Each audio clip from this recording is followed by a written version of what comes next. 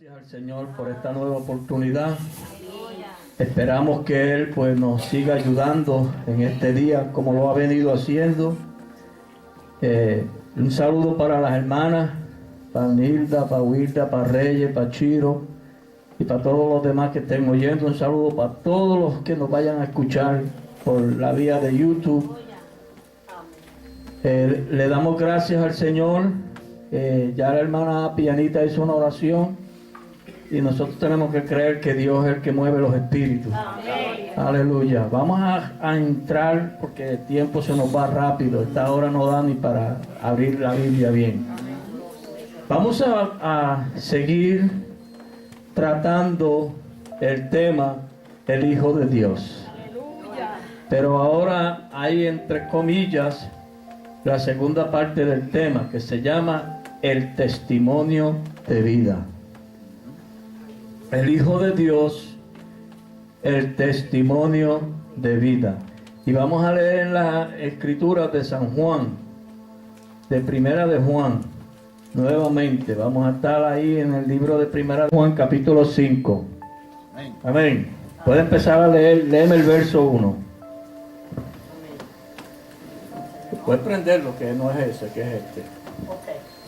Okay. Del verso 1 en adelante dice léeme así. El verso 1. Dice, todo aquel que cree que Jesús es el Cristo es nacido de Dios, y todo aquel que ama al que engendró, ama también al que ha sido engendrado por él. Amén. Mire lo que dice Juan. Y nosotros debemos también pensar en eso. ¿Qué significa creer que Jesús es el Cristo? Ahora yo le hago la pregunta a eso a ustedes.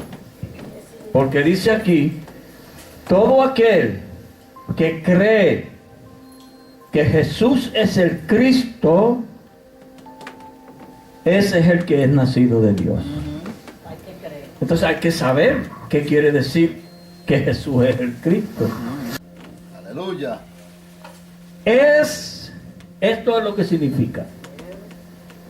Es creer que Jesús es la unción de Dios. Es la vida. Es el testimonio de vida. El único que nos puede dar a conocer a Dios. Las Escrituras, nuestro Padre. ¿Oyeron lo que dije de Dios? Que Él es las Escrituras, nuestro Padre. Y usted dirá, ¿cómo es eso que las Escrituras nuestro Padre? Sí, así dice la Biblia y así lo vamos a ver. ¿Qué significa creer que Jesús? Porque dice todo aquel que cree que Jesús es el Cristo. Hay una razón para creer que Jesús es el Cristo. Para usted decir que es nacido de Dios, usted tiene que creer y saber qué quiere decir que Jesús es el Cristo. Porque si usted creyó en Jesús, pero usted creyó en Jesús, el que cree todo el mundo, usted va a ser un religioso como lo es todo el mundo. ¿Oyeron eso? Si usted se queda solo creyendo que Jesús es el que todo el mundo cree por aquí y todo el mundo predica y enseña a través de las Escrituras en la historia, se va a quedar como todo el mundo, mirando a un Jesús histórico. Pero nosotros creemos que entrar en el tema, el Hijo de Dios, el testimonio de vida. Queremos entrar al tema. Ahora, en esto conocemos, dice el verso 2, ¿cómo dice el verso 2? Dice, en esto conocemos que amamos a los hijos de Dios, cuando amamos a Dios y guardamos sus mandamientos. Sigue leyendo, vamos a leer unos cuantos versos. Pues este es el amor a Dios, que guardemos sus mandamientos, y sus mandamientos no son gravosos. No son gravosos, no son gravosos. Los mandamientos fueron gravosos para Israel. Porque es la pertenencia de Dios. Y también lo que está sucediendo es que todavía nosotros podemos ser hijos de Dios, pero no se ha manifestado lo que hemos de ser. Y nosotros, mientras no se ha manifestado Cristo en nuestra vida, todavía no tenemos la formación de Cristo en nuestra vida. Pero mira lo que dice Juan, porque todo lo que es nacido de Dios vence al mundo. Yo quiero leer algo aquí. Vamos a mirar rapidito.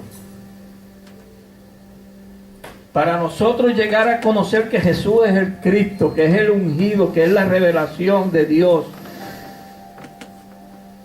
Dice en Mateo 11, 25 al 28, pero no se vaya de Juan, quédese en Juan ahí también.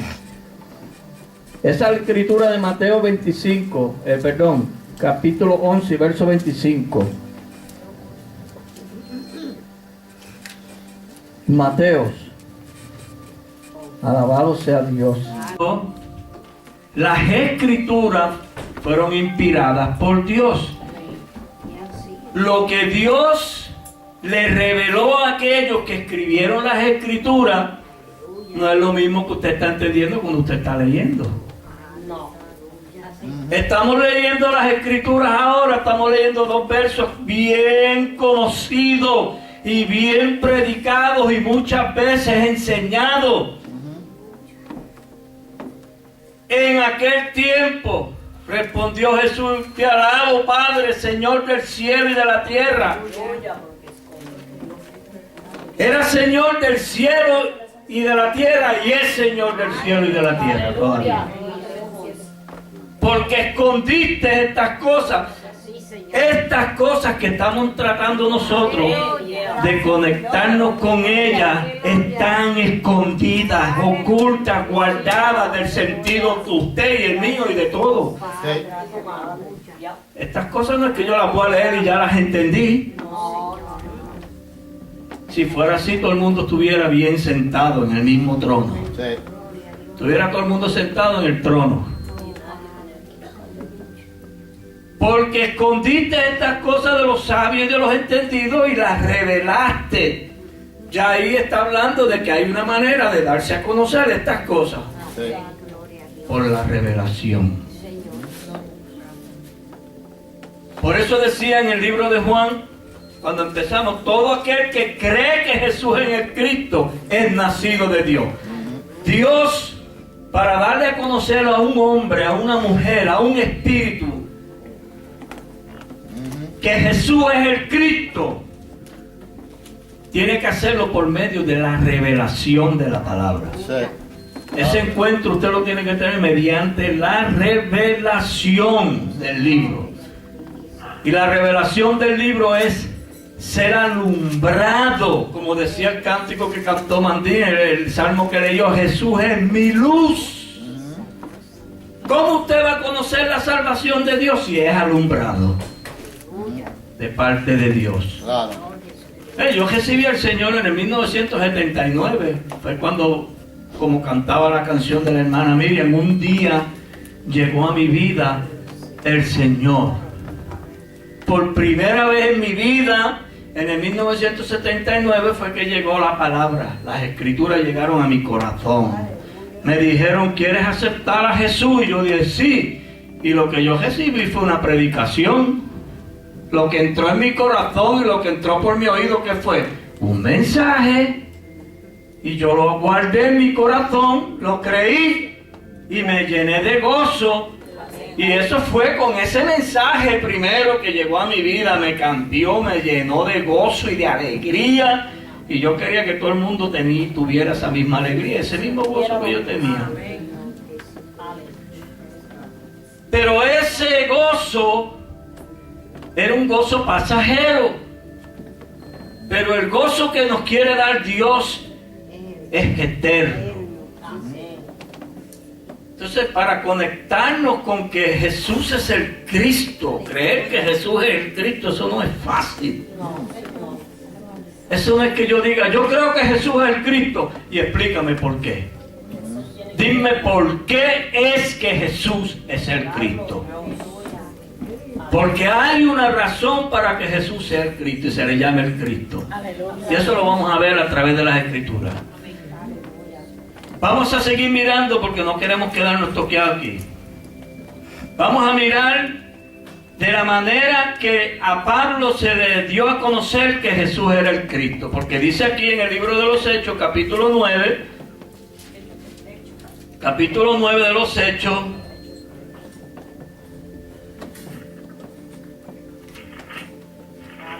en el verso 20, ¿cómo dice? Léelo rapidito ese verso.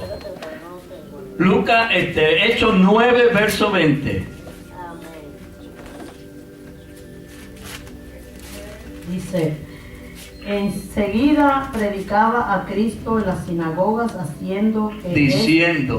diciendo que este era el Hijo de Dios. Oiga eso, pero ese verso se ve, usted lo leyó ahí, lo leíste rápido. Yo quiero que tú me digas qué tú entendiste por ese verso, Miriam. Bueno, ¿Qué tú ves ahí en ese verso? cuando una persona entiende lo que recibe, pues lo da hacia adelante, predica y habla. Hay una palabrita ahí que te debe haber enfocado los ojos, que te debe haber llamado la atención. Una palabrita. Este era el Hijo de Dios. Él no estaba hablando que él era el Hijo de Dios, que aquel era el Hijo de Dios, estaba hablando de él. Mismo, que este era él. De él, la experiencia de él. Él, un día llegó a mi vida el Señor. Porque estamos hablando del Hijo de Dios, dice el tema, el testimonio de vida. El único que da testimonio de vida es el Hijo de Dios. Exacto. Y si usted no es hijo de Dios, no puede dar testimonio de vida. Usted puede dar el testimonio histórico, puede decir que Jesús nació de una virgen, que nació allá en un rancho con animales. Y eso lo puede decir, y eso lo puede decir hasta un nene, hasta esos nenes que están sentaditos allá atrás. Claro. Pero no estamos hablando de eso. Estamos hablando de tu experiencia y la mía. Esta es la experiencia de Pablo. Enseguida predicaba a Cristo en la sinagoga diciendo que este era el Hijo de Dios. Se declaró Hijo de Dios. Sí, se declaró porque recuérdense que Pablo dice en unas escrituras, yo quiero que veamos este verso con mucho cuidado en 1 de Timoteo. Vamos a mirar en 1 de Timoteo. Aleluya.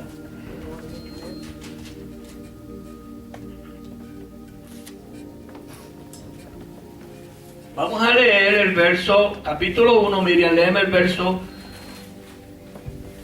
14 y 15. Léemelo y quiero que oigan bien estos versos. No me lo leas corrido y volando. Léemelo con coma y con punto. No, 1, 14 y 15. 1 de Timoteo 1, 14 y 15. ¿Cómo dice? Dice, pero la gracia de nuestro Señor fue más abundante con la fe y el amor que es en Cristo Jesús.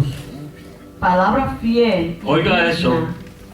de ser recibida por todos. Que Cristo Jesús vino al mundo para salvar a los pecadores, de los cuales yo soy el primero. ¿Usted entendió lo que está diciendo Pablo ahí? Es una palabra, él está hablando algo fiel. Es palabra fiel, es verdadera, real. Está hablando de la experiencia de él en Cristo. Mire lo que dice, palabra fiel y digna. Usted también tiene que recibirla porque esa obra es para usted y para mí también. Ya en él está diciendo palabra fiel y digna de ser recibida por todos, de todos los que vayan a oír el mensaje de él. Claro. Que Cristo Jesús vino al mundo. ¿A qué mundo? A la vida de él. Para salvar a los pecadores, de los cuales yo soy el primero. Adiós, sería que Pablo era el único hombre que había en el mundo que era pecador. ¿Y por qué dice que fue el primero?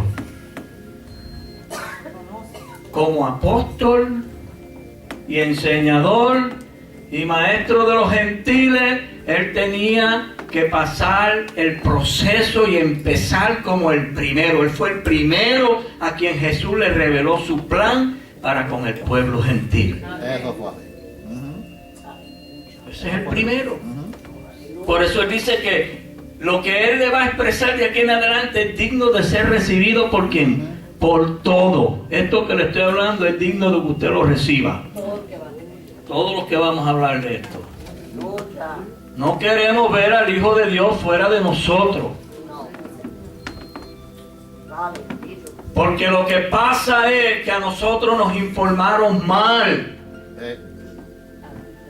Y el trabajo primordial de el pueblo romano es entontecer el sentido de los creyentes. ¿Saben por qué? Cuando Pablo oyó hablar de Jesús, en ese tiempo no habían pinturas de Jesús, ni habían cuadros de Jesús, ni habían ningún dibujo de Jesús. ¿Qué fue lo que vio Pablo como Jesús? Lo mismo que usted tiene que ver. Y lo que yo tengo que ver. A Pablo no le llevaron un retrato, mira, este es Jesús. Se le presentó. Pero Roma quiere que usted vea eso y que usted se quede entontecido. Mirando lo que no es. Mirando algo que no es. Y ese es el asunto de las escrituras, ser tan transversada, haber sido torcida. El sentido de la verdad de la palabra se ha perdido, aunque nunca ha estado entre los hombres de estos últimos días. Es raro que se oye una palabra de justicia. Cuando digo una palabra de justicia, una palabra de verdad. Aleluya. Entonces Pablo está hablando de su experiencia, de él, de la experiencia de él. Pablo no buscaba a Dios en otro lugar que no fuera en él mismo. ¿Usted se cree que yo estoy hablando algo, bueno, quizás usted lo vea como una locura, porque el evangelio es una locura. ¿No se recuerdan de eso? Sí, La locura de la predicación. Aleluya. Miren lo que dice esta escritura tan gloriosa en Gálatas 1. Aleluya. En el libro de Gálatas 1, hablando Pablo de esa experiencia que él tuvo, que rápido enseguida predicaba a Cristo entre los hermanos. Miren lo que dice Gálatas 1, verso 21 al 24. ¿Cómo dice? ¿Lo tiene? Sí. Léelo. Después fui a las regiones de Siria y de Cilicia, y no era conocido de vista a las iglesias de Judea que eran en Cristo. Solamente oían decir a aquel que en otro tiempo nos perseguía, ahora predica la fe que es en otro tiempo que él en otro tiempo asolaba. Y glorificaban a Dios en mí. ¿Dónde estaba Dios? Por eso no lo dice Aníbal. Los hermanos de Judea estaban glorificando a Dios, pero ¿a dónde lo veían a Dios? ¿En dónde era que ellos estaban mirando a Dios? En mí, dice Pablo. ¿Usted no cree que eso es? ¿Dónde usted se cree que le apareció Dios al pueblo de Israel? ¿Usted cree que fue del aire? ¿O fue Moisés? Moisés era el ángel. Moisés era el que tenía el mensaje. Moisés era el que tenía el testimonio. Moisés era el que tenía la unción, la visión. Era el que tenía a Cristo. Y usted quiere ver algo más desde ahí, si ve a Cristo está viendo el mismo Dios. Porque esa es la unción de Dios. Entonces a nosotros nos enseñaron que Dios es un viejito con una barba blanca y el pelo blanco, con un traje blanco, con un cinto de oro, está sentado por allá arriba, en un trono con una espalda bien grande. Y que al lado está sentado el muchacho de él, su hijo, y que después hay una paloma en el otro lado. Mire, hermano, eso es Roma en acción, con poder. Todo eso tiene que caer de la mente de usted y de la mía. Eso tiene que caer. Tiene que caer Babilonia. Babilonia tiene que caer. Tenemos que despojarnos de esos sentimientos y de esos pensamientos para que podamos verdaderamente entender que cerca de ti y de mí está la palabra en tu boca y en tu corazón. Vamos a mirar unas escrituras en Romanos.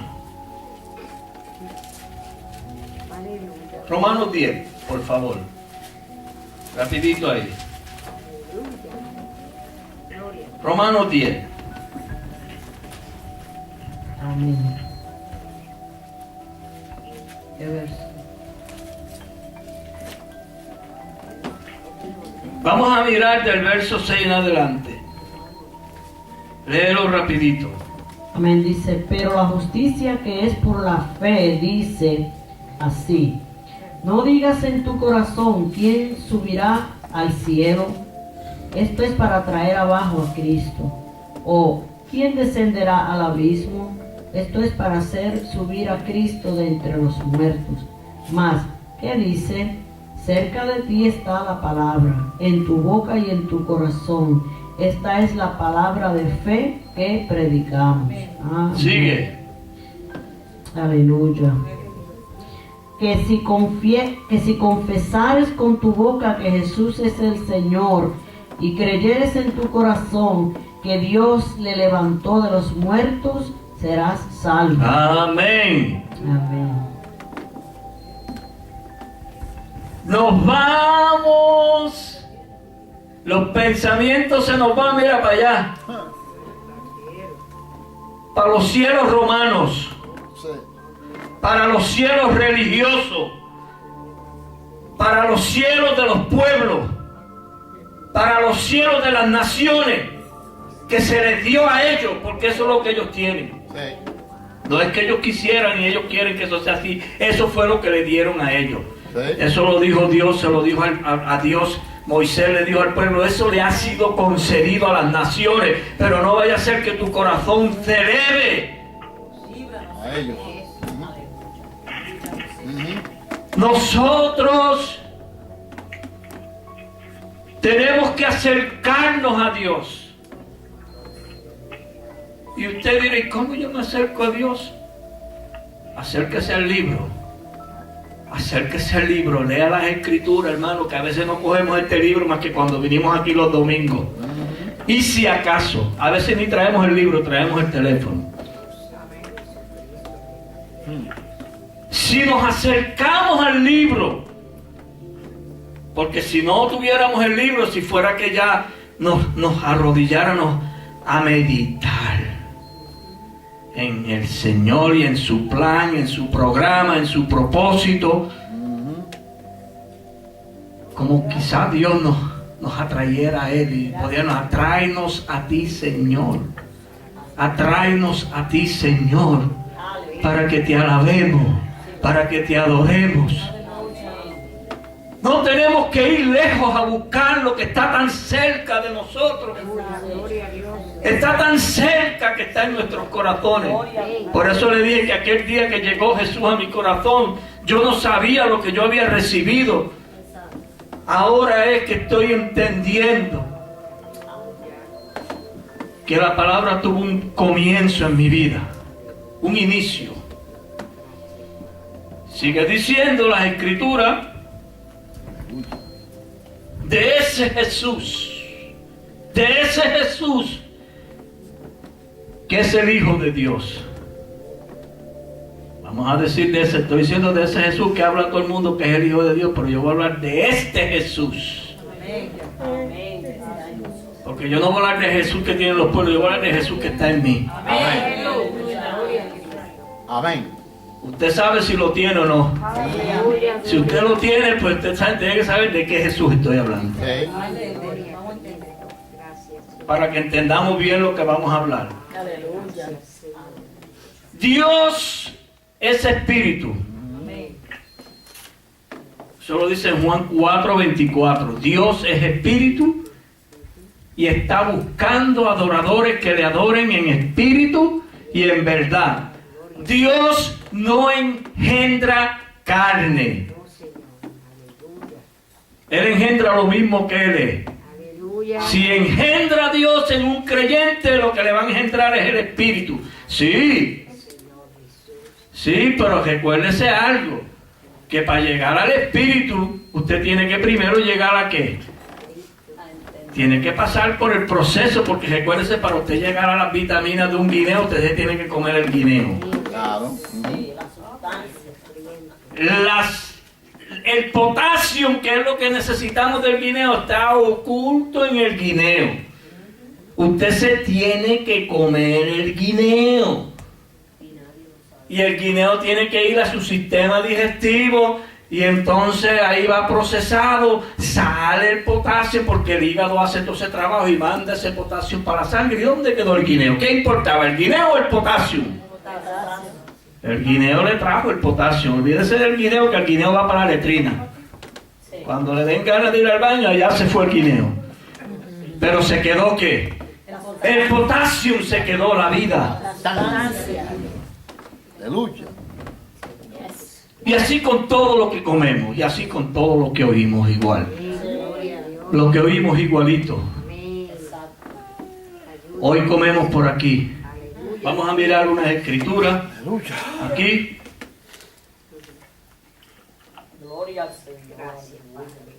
Buscando a ver quién es Jesús, el Cristo, porque dice todo aquel que cree que Jesús es el Cristo es nacido de Dios, ¿verdad? En eso estamos. Ahí estamos encajados ahí en ese verso. Anclados ahí. Vamos a buscar en Mateo 16:13. ¿Cómo fue que Pedro vio? Aleluya, gloria a Jesús. En Mateo 16:13 al 18, léemelo rapidito, Miriam, que se nos está volando el tiempo. Viniendo Jesús a la región de Cesarea de Filipo, preguntó a sus discípulos, diciendo: ¿Quién dicen los hombres que es el Hijo del Hombre? Ellos dijeron: unos Juan el Bautista, otros Elías, y otros Jeremías o alguno de los profetas. Él les dijo: ¿y vosotros quién decís que soy yo? Respondiendo Simón Pedro dijo: tú eres el Cristo, el Hijo del Dios viviente. Sigue.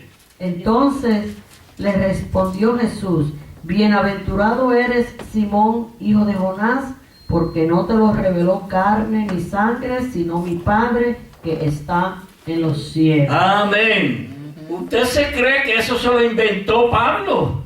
Pedro. No. Muchos de ellos creían y pensaban que él era Juan. Y eso está bien profundo ahí, no nos vamos a entrar ahí, pero... Y otros Elías y otros Jeremías.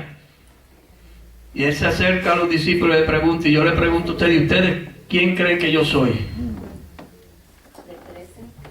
¿Ah? Respondió Simón Pedro y le dijo: tú eres el Cristo, el Hijo del Dios viviente. Todo aquel que cree que Jesús es el Cristo, el nacido de Dios. Amén. Es lo mismo que está hablando el verso de primera de Juan 1:1. Bienaventurado eres Pedro, porque no te lo reveló. Bienaventurado eres Gabriel, que no te lo reveló carne y sangre, sino mi Padre que está en los cielos. Aleluya. Amén. ¿Usted se cree que eso es algo que se puede enseñar en teología o allá en un, ¿cómo se llama? ¿Cómo se llama eso? Un instituto. No. Usted puede estar 20 años ahí y si Dios no le place revelárselo, se quedó en el mismo lugar. Se quedó en el limbo. Ahora, ¿por qué? Y sabemos que lo primero que se manifiesta de Jesús en nosotros es la carne, lo humano. Lo primero que se manifiesta de Jesús en un creyente es el hombre. Claro. A Jesús hecho carne. El verbo hecho carne. Por eso dice que el verbo, y aquel verbo se hizo carne. pero también qué carne fue la que se hizo el verbo. Esto ya no es estamos tratando de no mirar a aquel de la historia, estamos tratando de verlo en nosotros, el trabajo que está haciendo la palabra en nosotros hoy.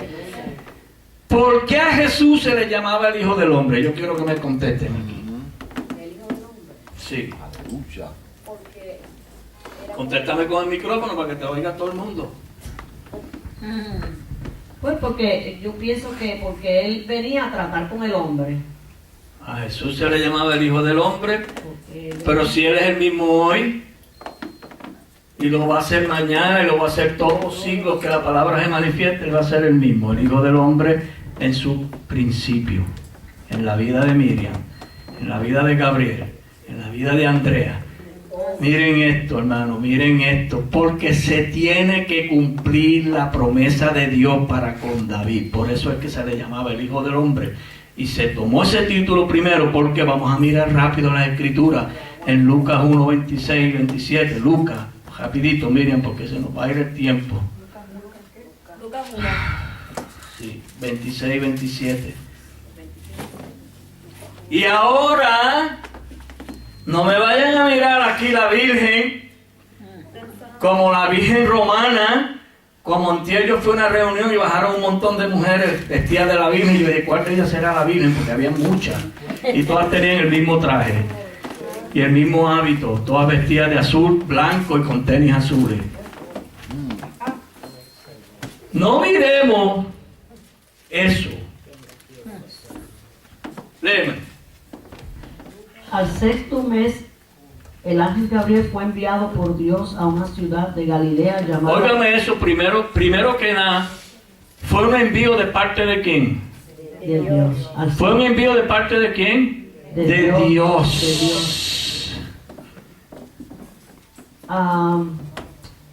Al sexto mes, el ángel Gabriel fue enviado por Dios a una ciudad de Galilea llamada Nazaret, a una virgen desposada con un varón que se llamaba José, de la casa de David, y el nombre de la virgen era María. Ahí está.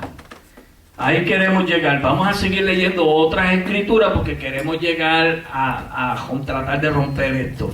Ahora vamos a mirar ahí mismo en Lucas 2, 4 y 7. Ahí mismo. Más adelantito en el capítulo 2, 4 y versos 7. 4 y 7. Dice, y José subió de Galilea, de la ciudad de Nazaret, a Judea, a la ciudad de David que se llama Belén, por cuanto era de la casa y familia de David. ¿Oyeron eso? Sigue leyendo. Y el verso 7. Hasta 7. De 4 a ¿Cuál yo dije? De 4 a Sí, y el 7, y el 7. Él dijo 4 y 7, ok. Y dio a luz a su hijo primogénito, y lo envolvió en pañales, y lo acostó en un pesebre, porque no había lugar para ellos en el mesón. Mire, hermano, estas escrituras se lleva cualquiera para la historia.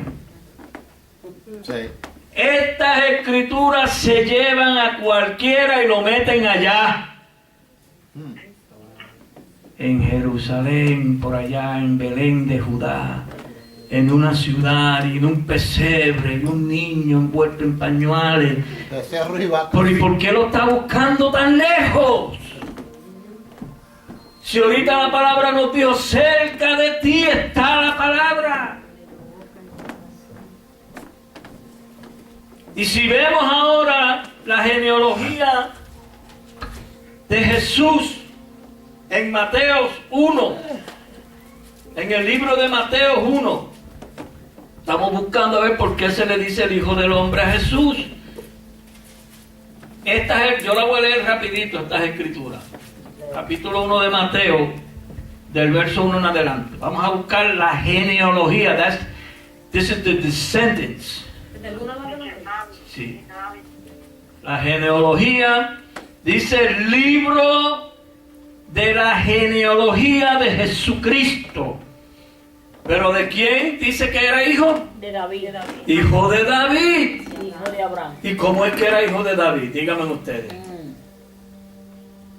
¿Por qué dice que era hijo de David? Porque era del linaje de David, dice la hermana. libro de la genealogía de Jesucristo, hijo de David, pero dice también que era hijo de Abraham. Entonces habían dos cosas, hay dos cosas ahí. Ahí es que nos quiere Dios enseñar que en Jesús lo primero que se manifiesta es la promesa que le hizo Dios a David. Tiene que confirmar su promesa con David. Y en esa parte el Hijo del Hombre es lo primero que usted y yo entendemos de las Escrituras como hombre. Porque lo primero es lo terrenal, lo carnal, y luego lo espiritual. Lo espiritual no es primero, lo espiritual viene después. Primero nos trata con el cuerpo de carne. No en historia, no nos trata con la historia, nos da a conocer lo que es el cuerpo de Jesús en carne. Ese cuerpo lo tiene que tener usted y lo tengo que tener yo. Tiene que formarse en mí, porque ese cuerpo es el que va a darle a usted la vida. Ese es el problema con las Escrituras, que a veces para explicar estas cosas, mire hermano, explicar estas cosas y hacer que el pueblo las entienda como uno las entiende y las ve, no es fácil. Pero esto es así. Miren lo que sigue diciendo. Abraham engendró a Isaac, Isaac a Jacob, Jacob a Judá y a sus hermanos. Judá engendró a Tamar, Tamar a Fares y a Zara. Fares engendró a Esrón y Esrón a Arán. Arán engendró a Aminadab, Aminadab a Nazón, Nazón a Salmón. Salmón engendró a Raab. Ya está hablando de una mujer aquí. ¿Sabe quién era Raab? Era una ramera. Era una ramera. Búsquese en las Escrituras para que usted vea que Raab era una ramera. Y está en la descendencia de Cristo, para que usted vea. Aleluya.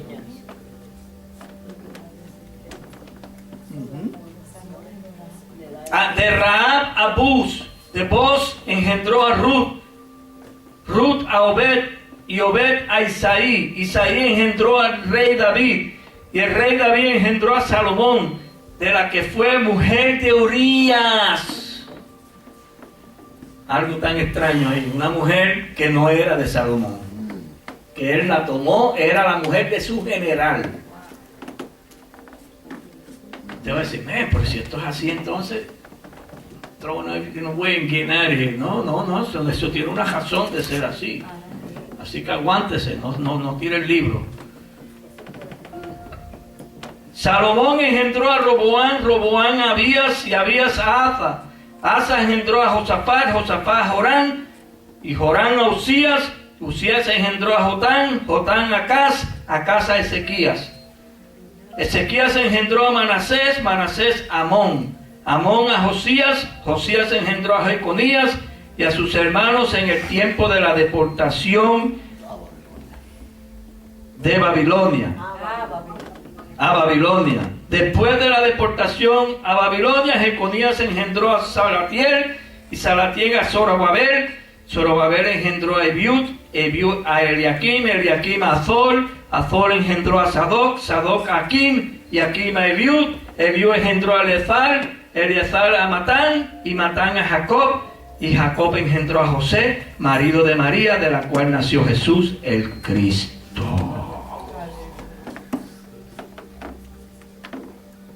Todo aquel que cree que Jesús es el Cristo es nacido de Dios.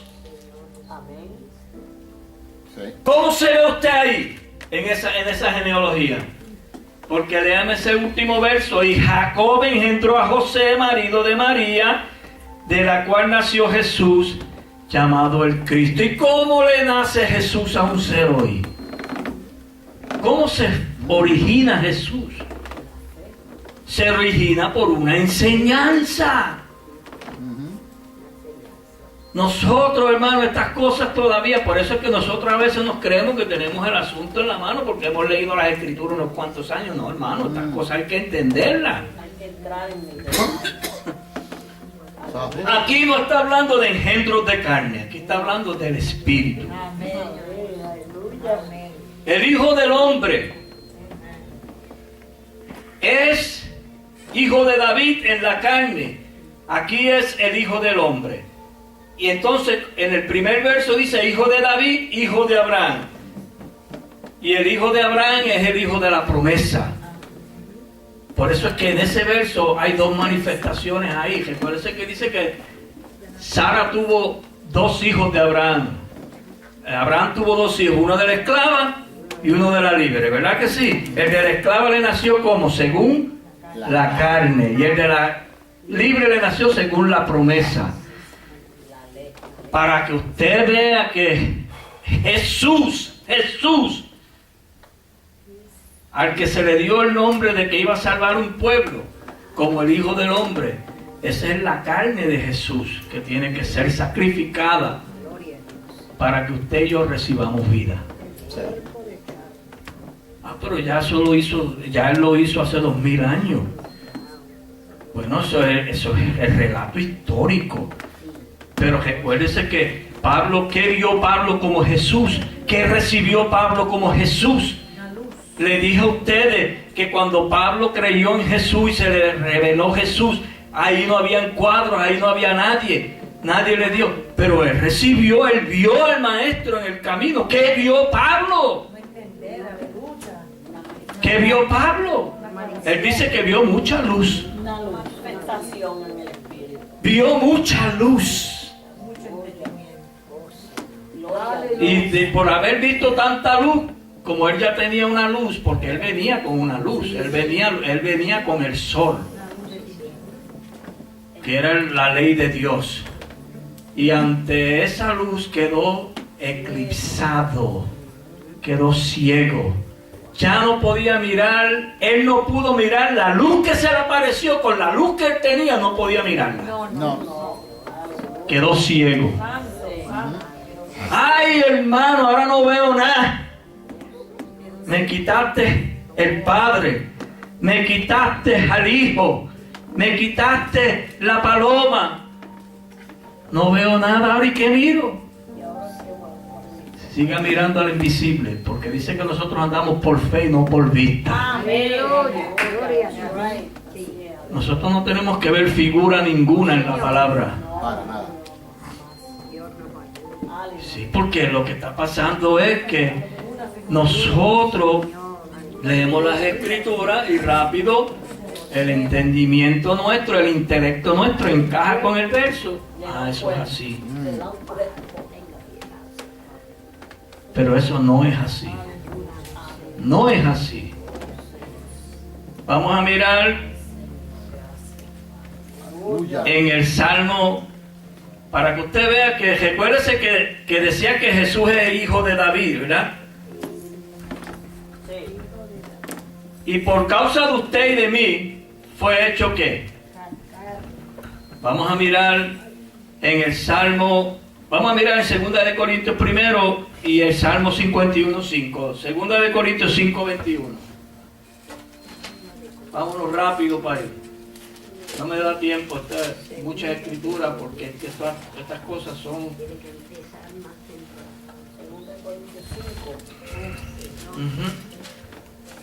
5:21. ¿Cómo dice? Rapidito. Porque dice, en tiempos... No, 2 de Corintios 5:21. Ok. Dice, al que no conoció pecado, por nosotros lo hizo pecado, para que nosotros fuésemos hechos justicia de Dios en él. Al que no conoció pecado, que es la palabra, que es el Señor, por nosotros lo hizo pecado, para que usted vea lo que es el pecado de verdad. ¿Cómo va a perdonar a Gabriel? Tiene que formar a Jesús en Gabriel. Y entonces lo primero que le forma la palabra al hermano Gabriel es un cuerpo.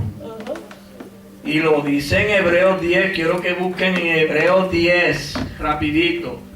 Pero no me cambien aquí de segunda de Corintios, porque por eso es que le digo que las escrituras es una secuencia. Nosotros no podemos estancarnos en un verso y creer que ya con ese verso lo tenemos todo. No.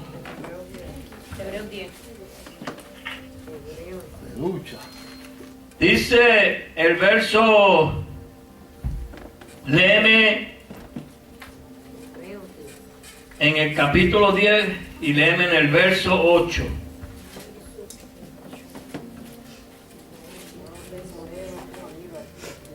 Bueno, dice, diciendo primero,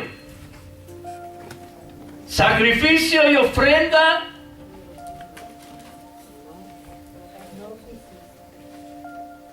vamos a leer el 5. Por lo cual, entrando en el mundo, dice, ¿en qué mundo, Gabriel? En el mundo de Gabriel. Recuérdese que el trabajo lo está haciendo la palabra ¿en dónde? En mí. En Gabriel. El trabajo lo está haciendo la palabra en Andrea, en Piana, en Miriam. Por lo cual, entrando en el mundo, pero es para que usted entienda, y yo, que sacrificio y ofrenda no quisiste, no es que se haga lo que hacen todos los pueblos. Eso no es lo que quiere Dios. Mas me preparaste cuerpo. Al que no conoció pecado, por Gabriel lo hizo pecado, para que Gabriel sea hecho justicia de Dios en él. Entiéndalo así, que eso es así. Sí. Entiéndalo así, que eso es así. Eso no es de otra manera. Holocaustos y expiaciones por el pecado no te agradaron. Mire, hermano, nosotros hacemos sacrificios, nos vamos a ayunar a veces días. Una vez yo me fui 7 días de ayuno, buscando ese perdón, buscando esa limpieza. Pero Él lo dice aquí, entonces dije, he aquí que vengo, oh Dios, para hacer tu voluntad. Eso es Jesús.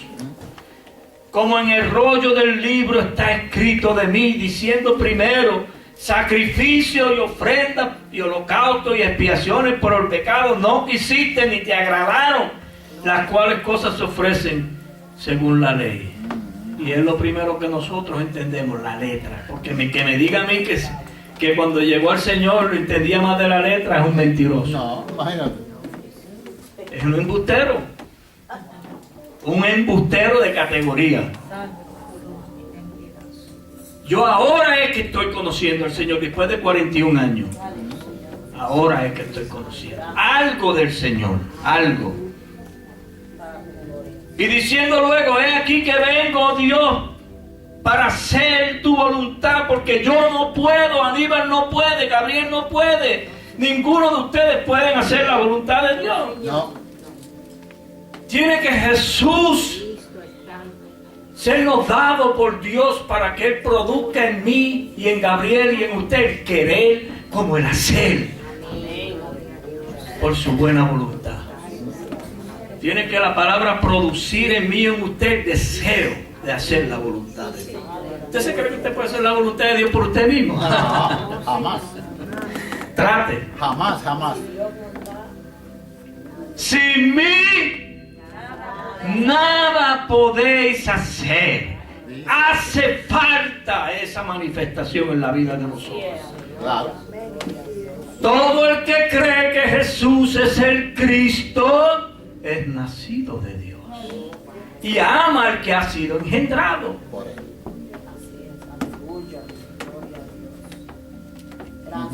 En esa voluntad somos santificados. ¿Cómo? ¿Cómo? ¿Cómo dice el verso 10? Mediante la ofrenda del cuerpo de Jesucristo hecha una vez y para siempre. Y no se quede mirando lo que pasó el viernes, como dicen los romanos, que fue el viernes que crucificaron a Jesús y que resucitó hoy. Pero si usted le mete el lápiz esos cálculos y que estuvo 3 días enterrado, no dan los 3 días de viernes a hoy. No dan, porque si dice que fue a las 3 de la tarde que lo crucificaron y lo bajaron de la cruz y lo enterraron el viernes por la tarde, Amanecer sábado es un día, a las 3 de la tarde el otro sábado es un día. Y de las 3 de la tarde al domingo, ¿cuántos días van? Se le fue un día. ¿Usted está viendo? Don't listen to Rome, porque se quedan perdidos, se van a quedar hundidos en esa tiniebla. Eso no tiene que ver nada con días naturales. Estamos hablando de días en la palabra. Amén. De los días de Dios. Mire, hermano, ahora digo yo como decía un hermano allá en Jersey City. Hay tanto que decir de estas cosas y tan poco tiempo tenemos para hacerlo. Nosotros necesitamos quizás meterle media hora más a los cultos porque se nos va la enseñanza y no podemos a veces desarrollarla. Y se queda todo el mundo como...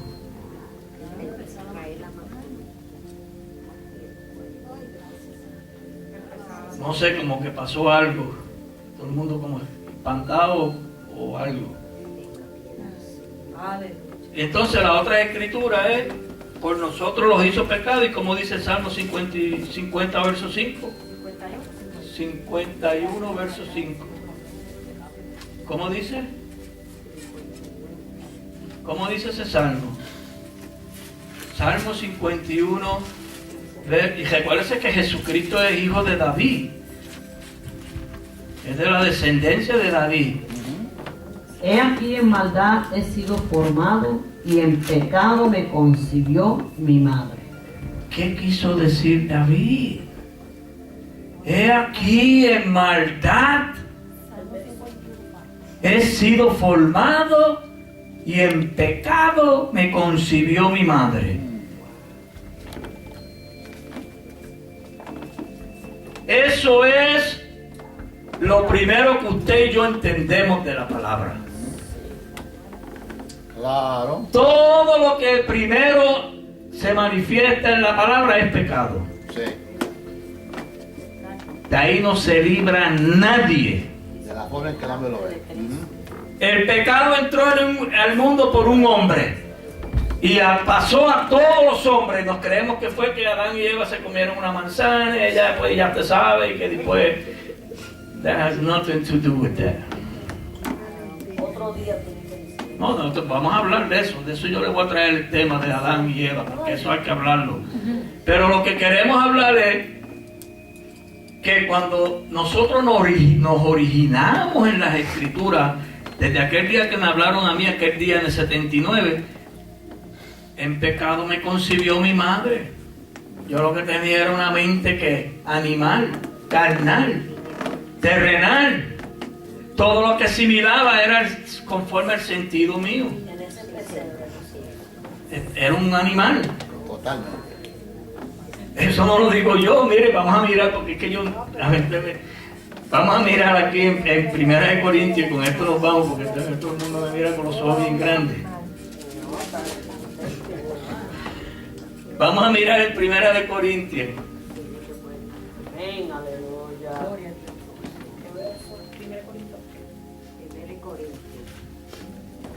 Gloria a Dios.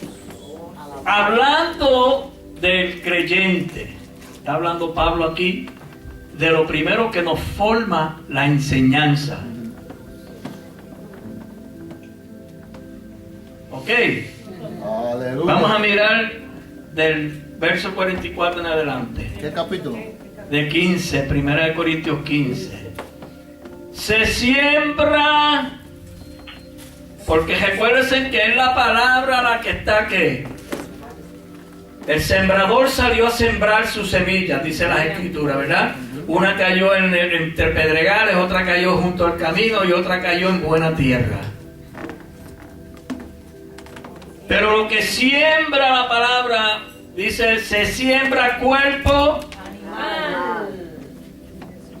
¿A usted se cree que primero le van a dar los espíritus? No, Señor. Lo espiritual no se lo va a dar Dios primero. Usted tiene que pasar el proceso de la enseñanza. You can't get to step 12 without doing 1, 2, 3, 4, 5, 6, 7, 8, 9, 10, 11. There's no way.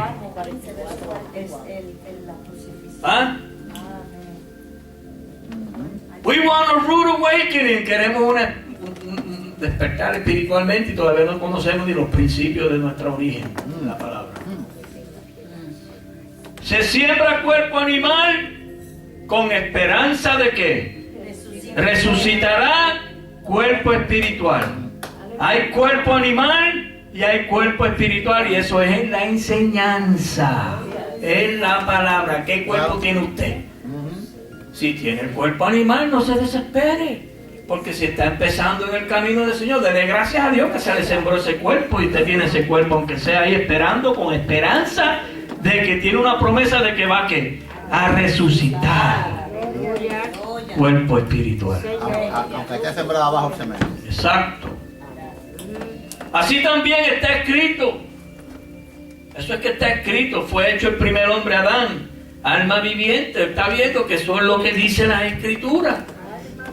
Y el segundo hombre, el segundo Adán, el alma viviente, el postrer Adán, espíritu vivificante, mas lo espiritual no es primero. Imposible, sino lo animal, luego lo espiritual. Mire, reciba ese cuerpo que la palabra le está haciendo. En pecado me concibió mi madre. Ese es el cuerpo animal. Sí. Y Dios tratando con él. Oiga, qué bueno es el Señor, que nos ama, sabe que nos está dando a conocer nuestra naturaleza. Sí. Porque no estamos mirando a Jesús en la historia, lo estamos viendo presente hoy. ¿Qué es Jesús? Amén. ¿Qué es Jesús? Él es el verbo, Él es la palabra. ¿Cómo lo recibe usted? No importa cómo usted lo recibe, lo primero que se forma es cuerpo animal. Sí. Porque ese es el cuerpo que lo va a salvar a usted. Ese cuerpo animal que le forma la palabra es lo que lo va a salvar a usted y a mí. Ese es el cuerpo que usted va a decir: ¿quién me librará, miserable de mí, de este cuerpo de muerte? Solamente gracias a Dios. ¿Verdad que sí? Miserable de mí, ¿quién me librará de este cuerpo de muerte? ¿Quién me librará? Gracias a Dios por Jesucristo, Gloria a Dios. Señor nuestro. Gracias, Padre. Gracias. Es un proceso, hermano. La enseñanza de Dios es un proceso, es un programa. Esto es como la escuela. Usted no puede graduarse de cuarto año sin haber pasado primero, segundo, tercero, cuarto, quinto, sexto, séptimo, octavo, noveno. No, jamás. ¿Ah? Y todos llegamos aquí y ya nos queremos ir con las maletas a predicar. ¡Vamos a predicar! ¡Aquí vamos! Sin saber ni lo que es la A de la Z primero. Nada. Usted tiene que ser formado, hecho y destruido. Sí. ¿Oyeron eso? Jesús le dijo a los fariseos cuando estaban allí delante de él, Gabriel, a los fariseos y a los escribas, a los grandes enseñadores de Israel. Vamos a mirarlo, Gabriel. Vamos a mirar en Juan, San Juan, para que no digan que es Aníbal que está inventándose estas cosas. Vamos a ver que las escrituras nos hablen.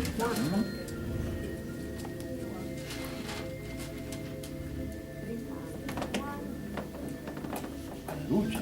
Gloria a Dios. Aleluya. Bendito eres.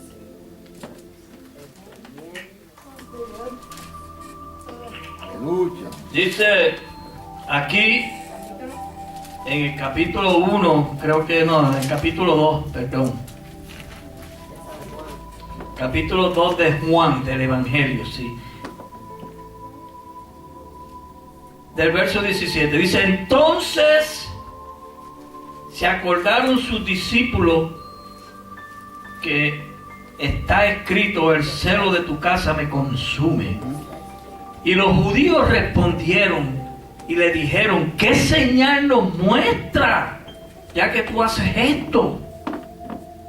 ¿Qué le dijo él? ¿Qué le dijo él? Respondió Jesús y le dijo: destruí este templo y en 3 días lo levantaré. Respondió Jesús y les dijo: destruid este templo y en 3 días lo levantaré. Y miren lo que nosotros rápido pensamos, porque nosotros somos cantos de carne con ojos. Igual que esta gente. Lo que razonaron ellos es lo mismo que razona cualquiera de nosotros. Dijeron luego los judíos, pero muchacho, en 46 años fue edificado este templo y tú en 3 días lo vas a levantar. ¿Qué te crees tú que tú eres? Pero él hablaba del templo de su cuerpo. Por tanto, cuando resucitó de entre los muertos, sus discípulos se acordaron que había dicho esto y creyeron la escritura y la palabra que Jesús había dicho. Sí. Aleluya. Gloria a Jesús. Qué cosa, ¿verdad? Ese templo que nos está formando la palabra, que dice que es templo, que nos está, lo primero que nos forma. ¿Usted quiere verlo? ¿Usted quiere verlo? Yo sé que es tarde, pero nos vamos es que tengo que leer esto. Yo tengo que ir a tocar para Nueva York, mire, estoy aquí todavía.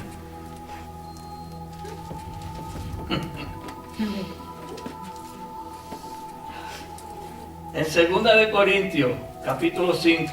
Eso lo leyó el hermano Gabriel, la última enseñanza que trajo, creo que fue, ¿verdad, Gabriel? Capítulo 5.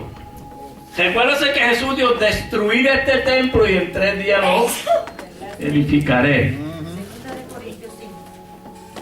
Ahora dice él, Pablo, nuestro maestro, nuestro predicador, nuestro enseñador, porque sabemos, y usted debe saber esto también, hermano, usted debe saber esto, y usted y yo, que si nuestra morada terrestre, este tabernáculo, se deshiciere, tenemos de Dios un edificio, una casa no hecha de manos, eterna en los cielos, pero no es allá arriba en esos espacios. no. Y por esto también gemimos, deseando ser revestidos de aquella nuestra habitación celestial, pues así seremos hallados vestidos y no desnudos. Claro. Porque así mismo los que estamos en este tabernáculo gemimos con angustia, porque no quisiéramos ser desnudados, sino revestidos para que lo mortal sea absorbido por la vida. Amén. Mas el que nos hizo para esto, a Gabriel y a mí y a todos ustedes, es Dios quien nos ha dado las aras del Espíritu. Amén. Aleluya. Amén. Hey. This is a process. Aleluya. La palabra va a ser un trabajo en cada uno de nosotros poderoso. Poderoso, pero eso depende del poder que usted le dé a la palabra. En el 7 dice, Porque por fe andamos, no por vista. Vamos a dejarlo aquí porque se nos fue el tiempo y nosotros tenemos que salir y tenemos que recoger muchas cosas. Vamos a dejarlo aquí. Esperamos que el Señor nos ayude, Amén. nos siga ayudando. Amén. Aleluya. Y vamos a orar. Pasa por aquí, Beli, vamos a hacer una oración.